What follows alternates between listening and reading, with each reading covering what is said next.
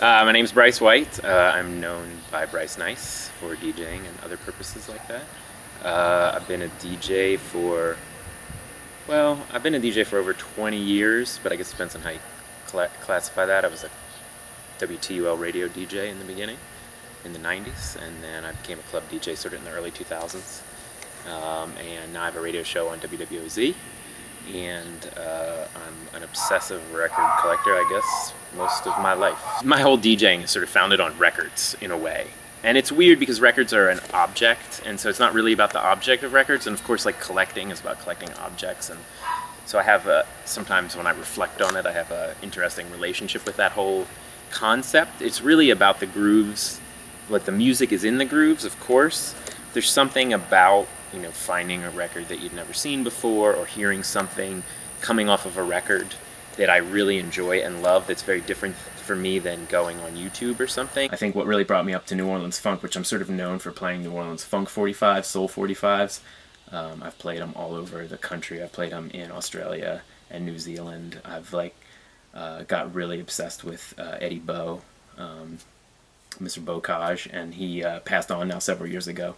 But before he passed on, I was able to sit down with him and do a really long extended interview with him and sort of try to trace back some of the history of who played on what and things like that. And that all sprang from me finding a copy of his famous song Hook and Sling at the Thrift City that used to be on Tulane and Carrollton Avenue back in, again, the early 2000s, when I didn't really know anything about New Orleans funk records, and I was just always out there digging, looking for records.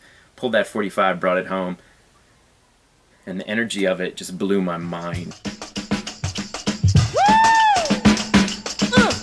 The name of this thing is Hook and Sling. You got it. Hook it, baby. Now sling it. Hook it, baby. Now sling it. But for me, it was like the energy of punk rock, and that's sort of the thing that sort of united a lot of the music that I loved in the 90s particularly, and still to this day is sort of foundational for me, which is sort of abrasive hip-hop like Public Enemy, punk rock, which is of course very abrasive, and when I heard like raw New Orleans funk and soul records, that hit me with the same energy, and I felt like it came from the same places. Woo! Rock it! Good girl! Sing it, girl!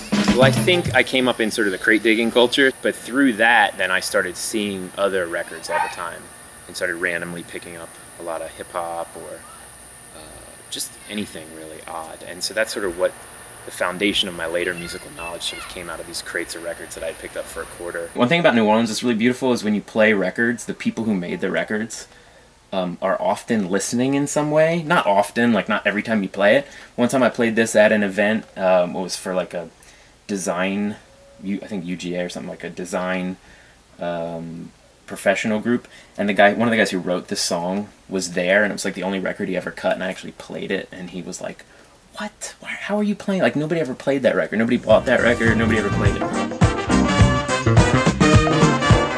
the corner, down the street, almost home.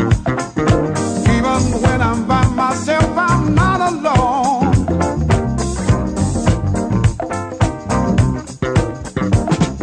Nighttime lights are flashing, I'm on my way. Magic music makes me come alive.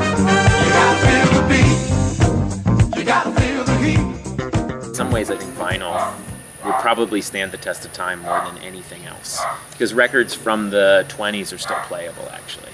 But really almost no other medium, well, certainly no other medium has been tested that long.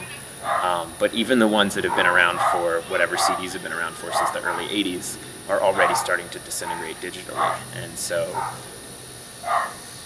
I think records as a document are probably the longest term bet for music. Okay, this record is significant because this is the first record I ever put out, so this is something that I feel like in the history of me and music. Sometimes I am overwhelmed with the amount of records coming, even though I put records out and I look for records all the time, I'm overwhelmed with the amount of records that are available now, but I also think that's ultimately a good thing.